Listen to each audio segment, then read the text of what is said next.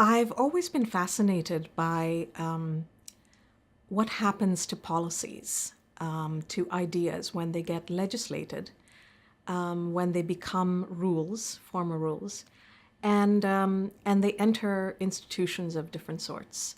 And what comes out is often quite different from what went in the first place. So I've always been fascinated by that black box of institutional change. And so I began looking as a graduate student at different kinds of organizations and how change happens in organizations. And, um, and I have always had a passion for women's rights. And I brought those two things together in my work on gender and organizational change. And I think that there are different ways, of course, of working on these issues, and change has to happen in many different places. It has to happen in the domain of individual consciousness and capacities. It has to happen in the domain of resources and opportunities, also policy and legislation. And quite interestingly and quite importantly, in these sort of deeper cultural values and structures that really maintain inequality, that are not often visible, that are not often at the surface, but really have a very strong effect on, what happens to that policy or that legislation as it goes through this kind of grinder of institutions, and what does it come out looking like? And does that actually benefit people? Does that actually benefit women? So that's really where I focused a lot of my work. And interestingly now, it's a place where there are many, there are both theoretical work as well as really interesting interventions that look at, that process. The work of my organization, Gender at Work, is really to build the capacity of change agents who are within institutions, to connect to those change agents outside those institutions, who are advocating and mobilizing for change, but then to really take those ideas and take those interests and see how they can be shaped to change the way those institutions actually work. So let me give you an example. In India, there is a quite unprecedented law, an act of parliament, that guarantees the right to work for people in rural areas who need that work. Particularly, it was meant for the off-season period in the agricultural cycle. But it is a program that actually extends throughout India. Every state has to provide work when it is demanded for by rural landless workers. Now, in one state called Uttar Pradesh in the north of India, the participation of women was quite low.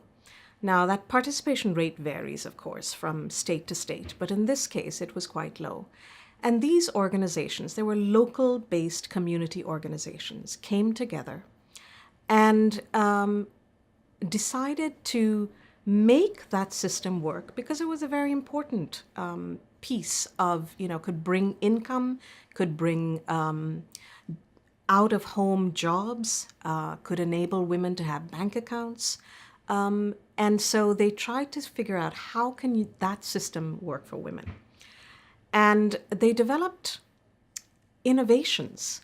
For example, the issue was that the system, although it had formal policies and a quota for women to participate in that program, there were many kinds of jobs that were available that were simply not given to women. Why is that? Because the cultural values that became the norm in that system was, well, poor women, especially very marginalized women, Dalit and poor Muslim women, are not capable of doing what they call technical work. So the work of the supervisor, which is better paid, and any other work in that program was simply not made available to women because this was the norm that was operating. So women got to do, the dirty work, the brunt work, which is really carrying mud, digging canals, doing that kind of very hard, work, which was paid the worst. So these organizations came together and building on a tradition of action learning and gender action learning, developed a solidarity among themselves, connected the women that they were working with in their particular areas, and developed these innovations. What were the innovations? Well, in one case, it was a training program which enabled semi-literate Dalit women to learn the job of being a supervisor. And, that means measuring because the work is paid on the basis of how much earth you have moved. So it's measuring, the ponds or the ponds that are dug, or the length of the side of a road that's being built. And it's calculating, okay, on the basis of that, how much should you be paid? So they developed this training program and a training manual for these women across all the organizations, and proved to the state officials who were actually implementing the program that women can do this work. And in fact, that manual and that program has been adopted by the state. Another innovation was to have a site that was completely planned and implemented by women. Again, to show that these norms, while not explicitly held by the system, were in fact operating, and these were innovations to challenge those norms. Now, in other cases, so that's when you have a system that is intact, that by law and by policy is providing resources, but the women don't get access to them. Now, there are other situations where I'll give you the example of the Security Council resolution on sexual violence against women. Now, at that time, and it was about 2007, 2008, there already was 1325, which was on peace and security in conflict zones, on peace and security for women. Now, the fact was that 1325 was not being implemented in the way it should have been implemented. And so the activists who were working on peace and security issues, both in UN Women, outside UN Women, in other parts of the UN system, together with a very large lobbying group who were trying to, address the issue of sexual violence in conflict.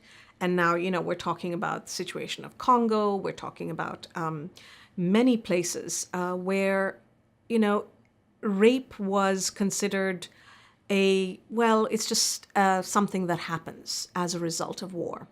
It's, boys will be boys, and that will happen. So there's really nothing you can do about it.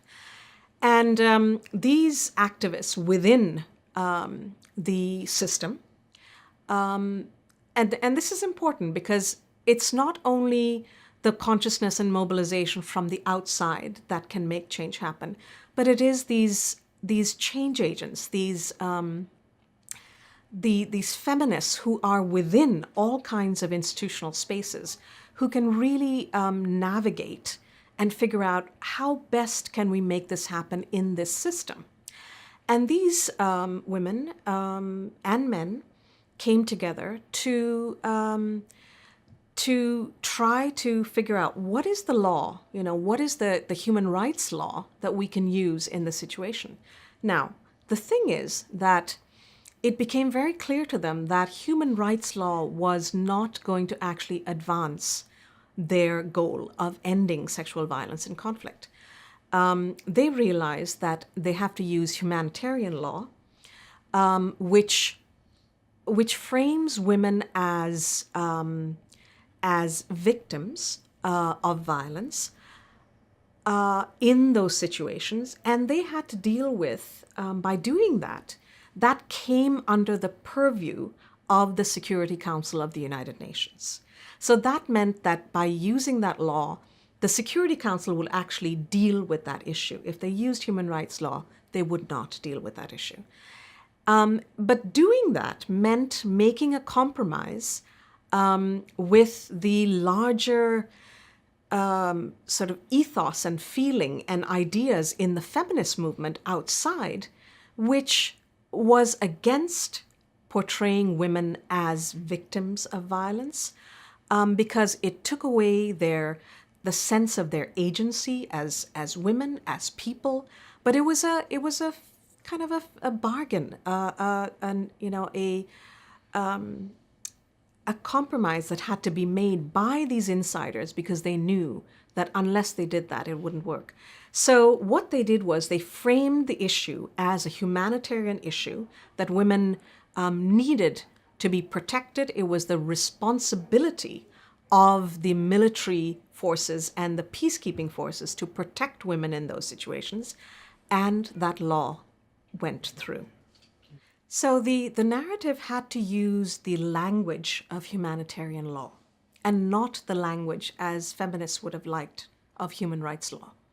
Why is that? Because the Security Council, when it comes to humanitarian law, they have the purview. It comes within their mandate to actually act.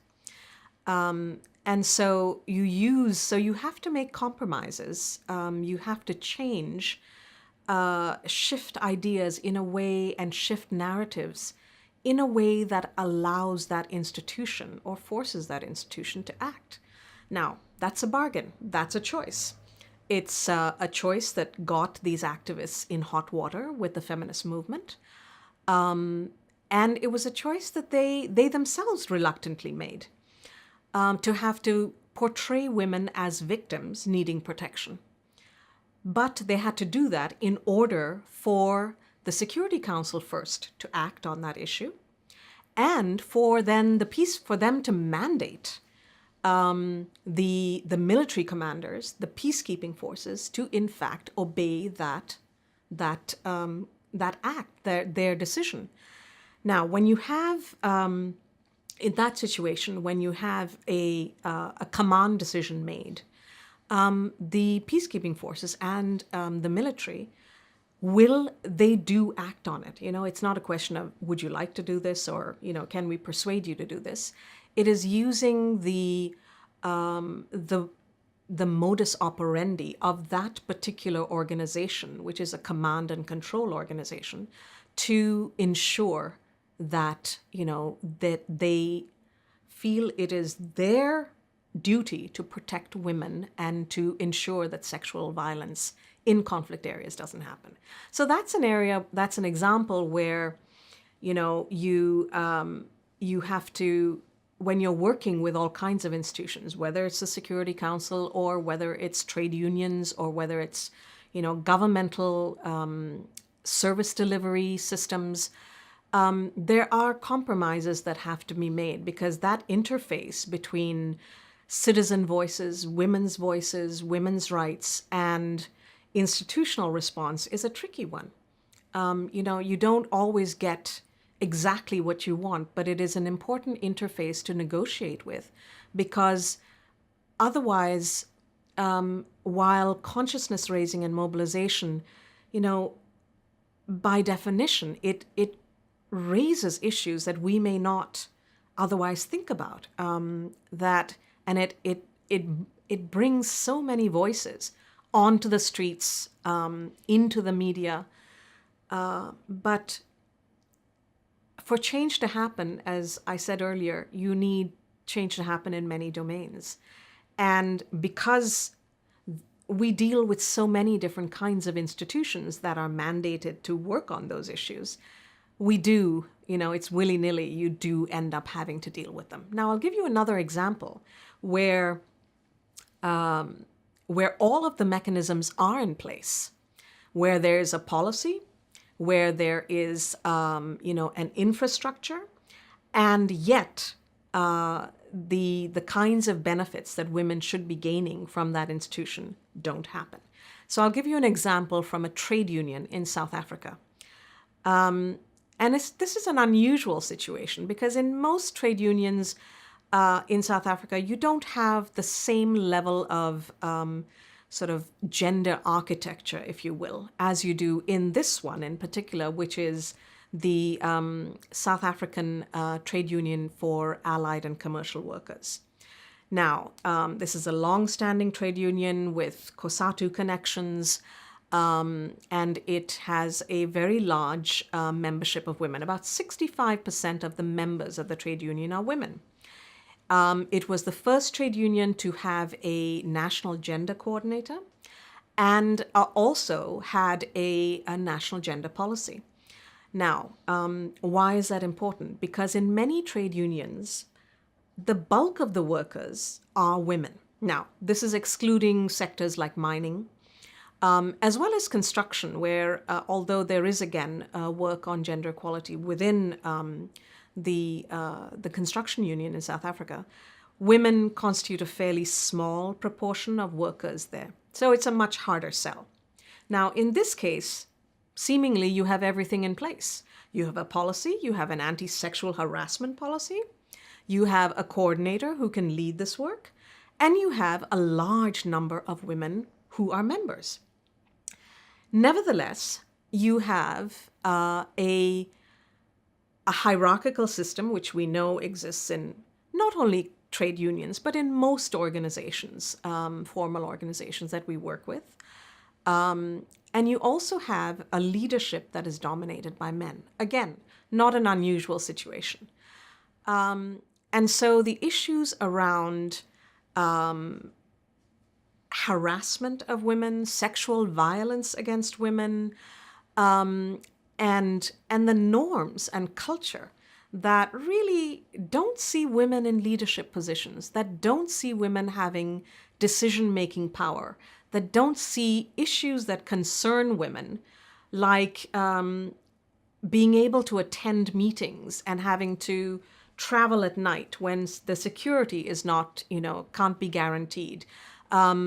Women are not only workers, but they're also, in many contexts, not only South Africa, they're also the ones who carry the burden of household care, looking after children, looking after the elderly, taking care of the home. And so that burden is not what men face. So having to accommodate that is not something that the male leaders within these trade unions have to deal with. So there you've got, a culture and a sort of these very deep-seated norms that shape who has power, whose voice is going to be listened to, what issues are important. And so it requires processes. It requires external resources. It requires mobilization of these activists within the organization, and the support of activists outside these organizations to actually make that change happen. Women's Learning Partnership is a founding organization of Gender at Work. So Mahnaz of Kami is a founding board member of Gender at Work. Gender at Work was founded by 4 organizations, and the others are UN Women, Civicus, and the Association of Women's Rights and Development. So the ideas of, or the primary idea of having an organization that addresses issues of institutional change was supported and seeded by Women's Learning Partnership with the other 3 organizations. So my connection with Women's Learning Partnership is an old one. Now, Gender at Work is 13 years old, and that support and that that connection has played an important role in our own evolution and growth. I'm also connected to Women's Learning Partnership in a collaborative way. I was an advisor. I'm on the program committee of the first work of Women's Learning Partnership, which is the manual that was put out by WLP, which now has been translated into numerous languages and is being used by human rights defenders all over the world. And so, I think we both share an interest and a commitment to really looking at how do you make change happen. It's not just advocacy, it's not just social mobilization, but it's about equipping human rights defenders, equipping change agents to do this themselves, and to connect to each other, and connect to resources that can enable themselves to find their own energy, to find their own voice, in order to shape their own lives. So when you think about mass mobilizations, you lose sight of the individual, the particular, the activists, the human rights defenders, and their own evolution, their own growth in shaping the change they want to shape. And I think that's a connection that we share. We both work on that capacity and sharing the knowledge broadly on what it is we're learning. So in a sense, we're building together grounded knowledge of how do you make change happen for women's rights, that really adds to and builds on the larger theoretical frameworks that we have to do that.